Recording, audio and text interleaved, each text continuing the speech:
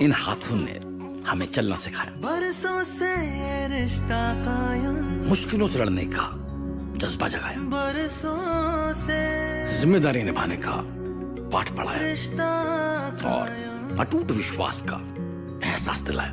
कायम। इन्हीं हाथों ने वक्त के संग रिश्तों को संजोया, बरसों का तजुर्बा अपने पन्ने पिरोया, देश की उन्नति में हाथ बटाया और खुशियों से घर घर को सजाया। बरसों से रिश्ता कायम, योगक्षेमं वहाम्यहम्। ये सुनहरा सफर है 60 सालों का, सुरक्षा और समृद्धि भरे हाथ सदा आपके साथ। LIC।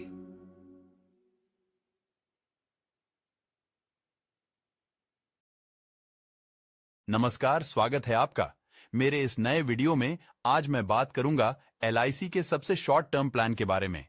ये LIC का एक गारंटीड पेंशन प्लान है। जमा करिए 2,70,000 रुपए साल का 5 साल और पाएं 6th ईयर से 1 लाख रुपए हर साल, जिंदगी भर गारंटीड।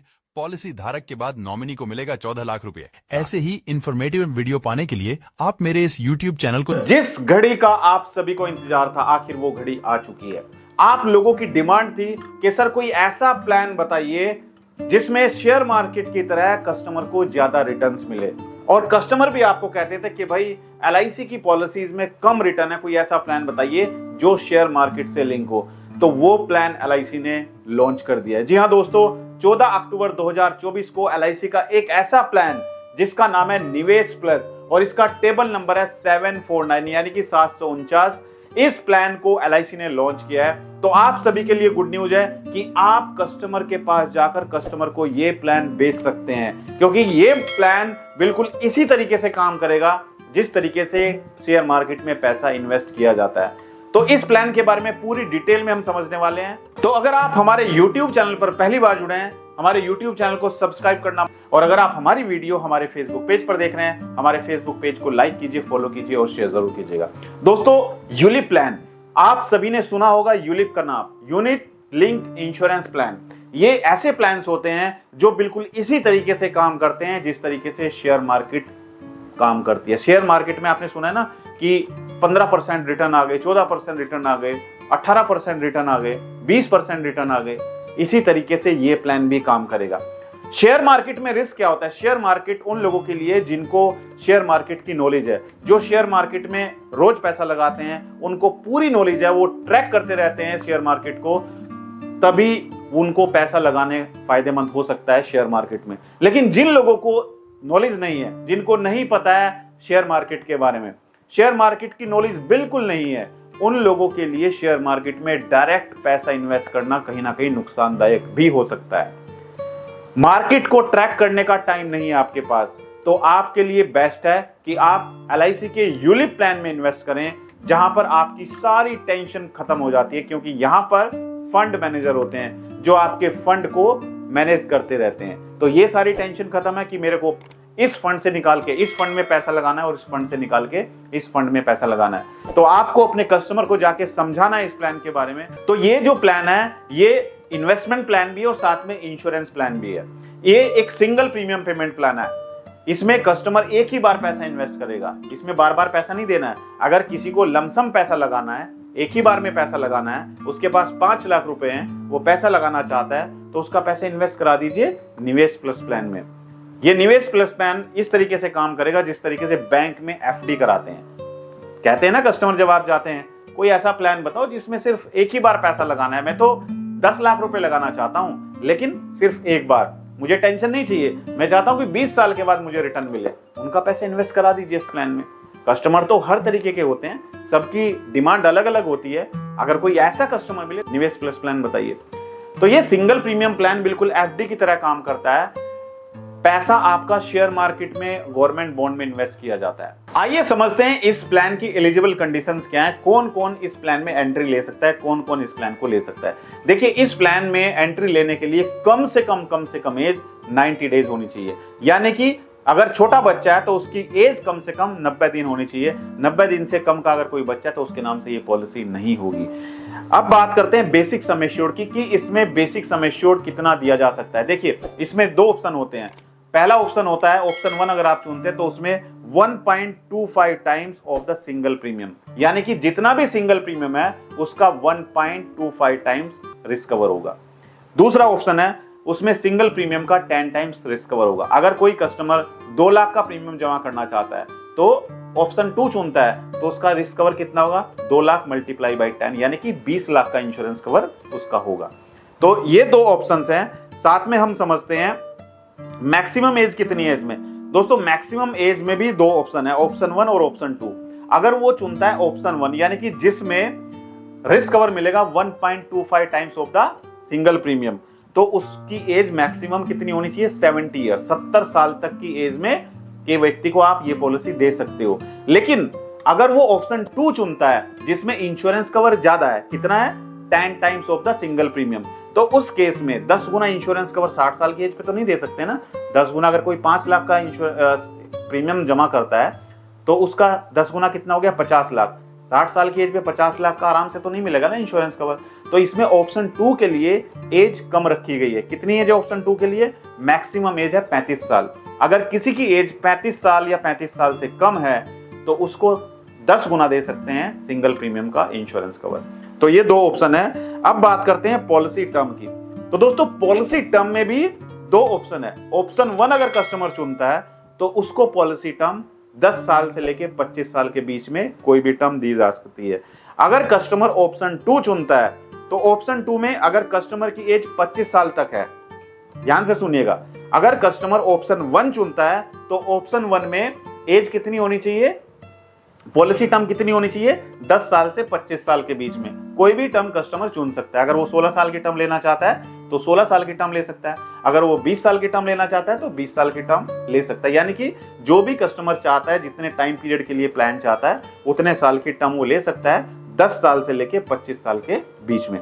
लेकिन अगर कस्टमर ऑप्शन 2 चुनता है तो ऑप्शन 2 में क्या होगा, एज के अकॉर्डिंग पॉलिसी टर्म वो ले सकता है। अगर कस्टमर की एज 25 साल तक है तो वो 10 साल से 25 साल की टर्म चुन सकता है। अगर कस्टमर की एज 26 साल से 30 साल के बीच में, ध्यान से सुनिएगा, अगर कस्टमर की एज 26 साल से 30 साल के बीच में है तो कस्टमर कितनी टर्म चुन सकता है, 10 साल से लेके 20 साल की टर्म चुन सकता है। और अगर कस्टमर की एज 31 साल से 35 साल के बीच में है तो कितनी टर्म चुन सकता है, वो 10 साल की टर्म चुन सकता है। अब इसमें बात करते हैं मिनिमम कितना प्रीमियम कस्टमर इन्वेस्ट कर सकता है। तो मिनिमम जो प्रीमियम है वो 1,25,000 का मिनिमम प्रीमियम कस्टमर इन्वेस्ट कर सकता है। और मैक्सिमम प्रीमियम की कोई लिमिट नहीं है, वो डिपेंड करता है कस्टमर की इनकम के ऊपर। कस्टमर की इनकम कितनी है, अंडरराइटिंग टीम बैठ के डिसाइड करती है इनकम प्रूफ देख के कि इसको कितना मैक्सिमम इंश्योरेंस कवर दिया जा सकता है। अगर आपको नहीं पता है कि पॉलिसी लेते समय मेडिकल चेकअप कौन कौन से होते हैं तो मुझे कमेंट करके बताइए। मैं एक सेपरेट वीडियो मेडिकल टेस्ट के बारे में भी बनाऊंगा कि कौन कौन से मेडिकल चेकअप किस एज में होते हैं, कितने समय श्योर के ऊपर होते हैं। अब दोस्तों, हम बात करते हैं जो सबसे मेन पॉइंट है, वो है कि इस पॉलिसी में कौन कौन से फंड दिए गए हैं। देखिए, पॉलिसी में अलग अलग फंड्स हैं। इक्विटी मार्केट वाला फंड भी है जिसमें ज्यादा पैसा शेयर मार्केट में इन्वेस्ट होता है। कुछ कस्टमर ऐसे होते हैं जो कहते हैं कि भाई मुझे ज्यादा रिस्क नहीं लेना है, मुझे कुछ पैसा शेयर मार्केट में लगाना है और कुछ पैसा मुझे गवर्नमेंट बॉन्ड्स में लगाना है। तो उसके लिए अलग अलग फंड्स हैं। तो 4 फंड है इस पॉलिसी में। सबसे पहला फंड है बॉन्ड फंड, दूसरा फंड है सिक्योर्ड फंड, तीसरा फंड है बैलेंस फंड जिसमें बैलेंस बना रहेगा, और चौथा फंड है ग्रोथ फंड जिसमें ज्यादा रिटर्न्स आपको मिल सकते हैं। अब इन फंड्स में कितना कितना पैसा कस्टमर इन्वेस्ट कर सकता है ये हम समझते हैं। बहुत ध्यान से समझिएगा। और सभी इंश्योरेंस एडवाइजर से मेरा एक सवाल है, क्या आपने आज तक अपनी पूरी लाइफ में, एजेंसी करियर में, क्या कोई आपने यूलिप प्लान सेल किया है? यस और नो, हाँ या ना, कमेंट करके मुझे बताइए। और फिर मैं नेक्स्ट वीडियो में आपको बताऊंगा कि किस तरीके से आप यूलिप प्लान के थ्रू ज्यादा पॉलिसी बेच सकते हैं। इस फंड में हम बात करते हैं सबसे ज्यादा जो इन्वेस्ट करते हैं लोग ग्रोथ फंड में, जिसमें हाई रिस्क है, यानी कि ज्यादा रिस्क है। इसमें प्रॉफिट भी हो सकता है और लॉस भी हो सकता है, क्योंकि इसमें कोई गारंटी नहीं है। ज्यादा पैसा आपका शेयर मार्केट में इन्वेस्ट हो रहा है। मार्केट अप एंड डाउन जैसे भी जाएगा उसी तरीके से आपका पैसा इन्वेस्ट होगा। देखिए, इसमें गवर्नमेंट सिक्योरिटीज में आपका पैसा इन्वेस्ट होगा, शॉर्ट टर्म मनी मार्केट में पैसा इन्वेस्ट होगा और इक्विटी मार्केट में पैसा इन्वेस्ट होगा। अब कितना कितना पैसा आप इन्वेस्ट कर सकते हैं वो मैं आपको बता देता हूं। अगर गवर्नमेंट सिक्योरिटीज में पैसा इन्वेस्ट करना चाहते हैं तो 20% से कम आप पैसा इन्वेस्ट नहीं कर सकते हैं। कम से कम 20% आपको इन्वेस्ट करना होगा और 60% से ज्यादा नहीं इन्वेस्ट कर सकते हैं। यानी कि 20% कम से कम और मैक्सिमम 60% आप गवर्नमेंट सिक्योरिटीज में पैसा इन्वेस्ट कर सकते हैं अगर आप ग्रोथ फंड चुनते हैं। दूसरा, शॉर्ट टर्म मनी मार्केट। दूसरा है शॉर्ट टर्म मनी मार्केट। अगर नोट्स बनाना चाहते हो, नोट्स बना सकते हो आप। शॉर्ट टर्म मनी मार्केट में 40% से ज्यादा पैसा आप ग्रोथ फंड में नहीं लगा सकते हैं। 40% से ज्यादा पैसा ग्रोथ फंड में नहीं लगा सकते हैं। और तीसरा फंड है इक्विटी फंड। इक्विटी फंड में आप 40%, मिनिमम 40% और मैक्सिमम 80% पैसा आप इक्विटी शेयर में लगा सकते हैं। इस फंड में सबसे ज्यादा रिस्क है, हाई रिस्क है। इसके साथ साथ दोस्तों दूसरा फंड है बैलेंस फंड, जिसमें बैलेंस बना रहता है।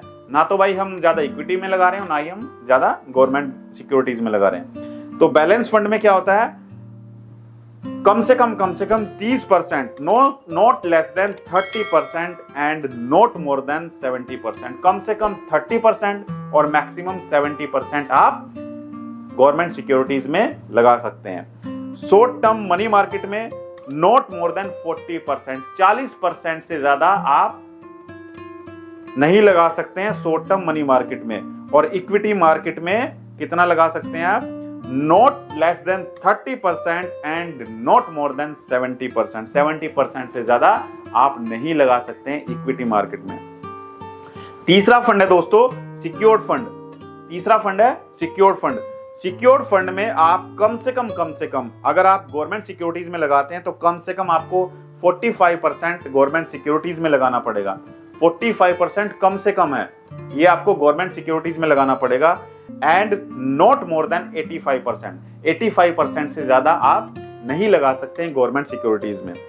शॉर्ट टर्म मनी मार्केट में आप 40% से ज्यादा नहीं लगा सकते हैं और इक्विटी मार्केट में 15% से कम आप नहीं लगा सकते हैं और 55% से ज्यादा आप नहीं लगा सकते हैं। इसमें लो रिस्क है।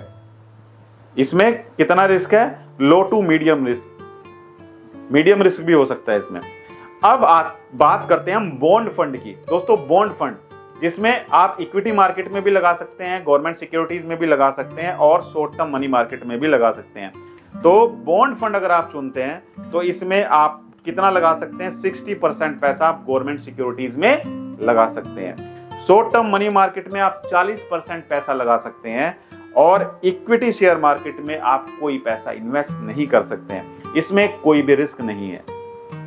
अगर कोई डाउट है तो आप कमेंट करके मुझसे पूछ सकते हैं अपने डाउट्स के बारे में। दोस्तों ये प्लान मैं आपको सजेस्ट करूंगा, जो भी कस्टमर शेयर मार्केट में पैसा इन्वेस्ट करते हैं आप उनको ये प्लान जरूर बताएं। उनको आप बताइए कि सर वहां पे ज्यादा रिस्क है, यूलिप प्लान में कम रिस्क है। यहाँ पे आपका इंश्योरेंस कवर भी होगा और साथ में हमारे जो फंड मैनेजर हैं वो आपके फंड को मैनेज करेंगे। दोस्तों एक चीज और बताना चाहता हूं, आप यूलिप प्लान में पैसा इन्वेस्ट करते हैं तो यहाँ पे आपके मैनेजमेंट चार्जेस भी कटते हैं। अगर आपको नहीं पता है मैनेजमेंट चार्जेस क्या होते हैं, कितने तरीके के चार्जेस होते हैं, तो मुझे कमेंट कीजिएगा। मैं एक सेपरेट वीडियो लेकर आऊंगा, क्योंकि अगर इस वीडियो में बताऊंगा तो बहुत लंबी वीडियो हो जाएगी। और मैं चाहता हूं कि आप जरूर ज्यादा से ज्यादा पॉलिसी सेल करें। कमीशन ठीक है, कमीशन वाली पॉलिसी आप बेचें, लेकिन कमीशन के साथ साथ कस्टमर की जरूरत को समझ के वो पॉलिसी दें जो कस्टमर चाहता है। क्योंकि बहुत सारे कस्टमर ऐसे भी हैं जो इक्विटी मार्केट वाला प्लान चाहते हैं, जो शेयर मार्केट वाला प्लान चाहते हैं। और आप में से बहुत सारे एडवाइजर ने मुझे फोन कॉल करके बोला कि सर कोई ऐसा प्लान बताइए जिसमें इक्विटी मार्केट में पैसा इन्वेस्ट हो। तो दोस्तों ये जबरदस्त प्लान है LIC का निवेश प्लस प्लान 749 टेबल नंबर, जो 14 अक्टूबर 2024 को मार्केट में आया है। तो मैं चाहता हूं कि आप ज्यादा से ज्यादा इस प्लान को सेल करें। और सबसे बड़ी बात है दोस्तों आप लोगों के लिए कि आप कस्टमर कैसे ढूंढेंगे ऑनलाइन। घर बैठकर अपने लैपटॉप से, अपने मोबाइल से, अपने कंप्यूटर से आप किस तरीके से ज्यादा कस्टमर ढूंढेंगे। कभी सोचा आपने कि इंश्योरेंस एडवाइजर भी पॉलिसी बाजार की तरह अपना कस्टमर ऑनलाइन घर बैठ के ढूंढ सकता है, लैपटॉप से, मोबाइल से। लेकिन कैसे? एडवर्टाइजमेंट के थ्रू। भाई आपके पास इतना पैसा तो है नहीं कि आप लाख, 2 लाख, 5 लाख, 10 लाख रुपए एडवर्टाइजमेंट में खर्च करें, लेकिन कम से कम खुद सीखकर, खुद मेहनत करके एडवर्टाइजमेंट तो चला सकते हैं। तो इसके लिए मैंने लॉन्च किया आप लोगों के लिए डिजिटल मार्केटिंग कोर्स। ये डिजिटल मार्केटिंग कोर्स आप ऑनलाइन ज्वाइन कर सकते हैं, जिसको आप ज्वाइन कैसे करेंगे? गूगल प्ले स्टोर पर आप जाइए, गूगल प्ले स्टोर पर जाकर आप सर्च कीजिए मेरा नाम यानी कि अमित त्यागी। आपके सामने हमारी एप्लीकेशन होगी, इस एप्लीकेशन को आप डाउनलोड कीजिए, इंस्टॉल कीजिए। उसके बाद आप अपना मोबाइल नंबर एंटर कीजिएगा, ईमेल आईडी एंटर कीजिएगा, तो आप हमारी एप्लीकेशन में लॉगिन हो जाएंगे।